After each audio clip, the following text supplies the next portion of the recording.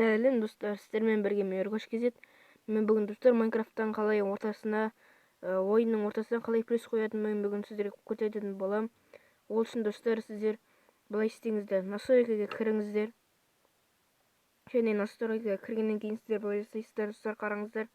Маған комментарийда бір бал жазып кеткен, қалай ортасына плюс қояды деп. Мінекей достар, сіздер настройкаға кіресіздер және іште достар қолдың суретін көріп тұрсыздар, Касание дейтін. Осыған кіресіздер және достар іште разделить элементы управления деген тұр. Мінекей, егер ол осылай өшіп тұрса, онда экранда домалақ болып шығып тұрады. Ал егер осыны бұлай қосып қойсаңыздар достар, онда экранда плюс шығады. Қазір мен достар ойынға кіріп көрсететін болам. Қазір мен өшіріп көрсетемін. Мінекей достар, жаңағыдай разделить элементы управления дейтін өшіп тұратын болса, осылай көріп тұрғандарыңыздай домалақ шығатын болады достар. Ал егер жаңағыдай разделить элементы управления қосып қоятын болсаңыздар, қараңыздар.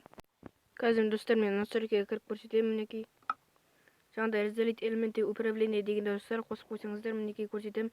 Кастинге кіресіздерде разделить элементы управления дегенде басасыздар. Мінекей, осыны осылай қосып қойсаңыздар, достар мінекей экранда көріп тұрғаныңыздар осылай плюс көрінеді.